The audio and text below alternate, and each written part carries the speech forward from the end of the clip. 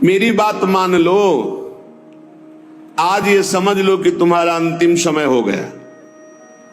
अब आज नियम लो कि अंतिम समय में जैसे कोई पाप नहीं करता, बोले अंतिम समय है, अमुक दान करवा दो, अमुक सत्कर्म करा दो, गंगा जल पिला दो, बस ऐसे ही तुम जियो। पता नहीं कौन सा पल अंतिम समय। हर समय नाम जप करो, हर समय पुण्य भावना रखो, दूसरों को सुख पहुंचाओ, पवित्र रहो, भगवत प्राप्त हो जाओगे।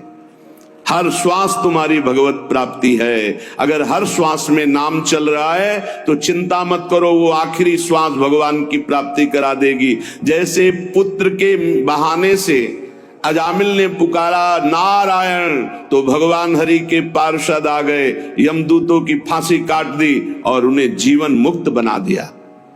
हम भगवान को भगवान जानकर पुकारेंगे, हमारा कल्याण नहीं हो जाएगा। वो पुत्र के बहाने नारायण पुकार रहा है, उसका कल्याण हो गया। और हम जानबूझकर राधा राधा हर श्वास बोल रहे हैं, हमारा कल्याण, अरे कल्याण का परम कल्याण हो जाएगा। इसलिए जब जान लिया कि तुम्हारी मृत्यु होनी है, तो कह रहे कामिनी रूपाग्नौ न पतंगो वन निपतरे चक्षु प्रमादादपि। प्रमाद मत करो, दूसरों की माता बहनों की तरफ काम भावना से मत देखो, ये तुम्हारा नाश कर देगी। ये वृत्ति तुम्हारा नाश कर देगी, ये नरक ले जाने वाली है। और इस समय कलिकाल का ऐसा प्रवाह है कि कोई ये समझ ही नहीं रहा कि महान पाप है, इसे मनोरंजन समझा जा रहा है। धर्म पूर्वक स्वीकार करो। धर्म पूर्वक विषय सेवन करने से वैराग्य हो जाता है, और वैराग्यवान ही अनुराग को प्राप्त होता है, वैराग्यवान ही शांति को प्राप्त होता है, वैराग्यवान ही भगवान की प्राप्ति के मार्ग में अग्रसर होता है। श्रीपाद कह रहे हैं जैसे पतिंगा दीपक में जलकर नष्ट हो जाता है, ऐसे किसी माता बहन की तरफ जो काम भाव करता है वो नष्ट हो जाता है। पतंगे की तरह क्यों नष्ट हो रहे हो? अद्यस्वा ना प्रतिष्यतो शिव पुषा पोषाय दोषा करे। तुम्हारा शरीर आज नहीं तो कल नष्ट ही हो जाएगा, तो पापाचरण क्यों कर रहे हो? धर्म पूर्वक क्यों नहीं जीते? कुर्याः संगम भंग वास नियमो वृंदावने गृह्यताम। जो नियम लेते हो उसी को भंग कर देते हो, नष्ट कर देते हो। आज से ये नहीं करूंगा, फिर 4 दिन बाद कर बैठते हो कुसंग।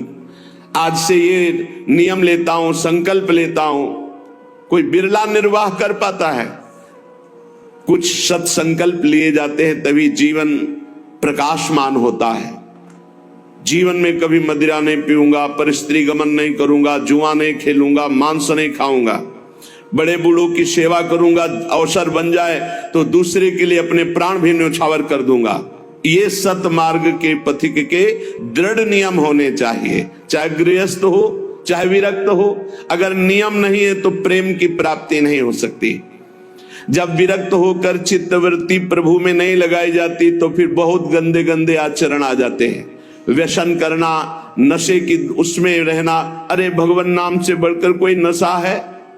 चित्तवृत्ति को परमानंद स्वरूप प्रभु में नहीं जोड़ा तो तुम्हें विश्राम मिल जाएगा केवल कपड़ा बदलने से, स्थान बदलने से।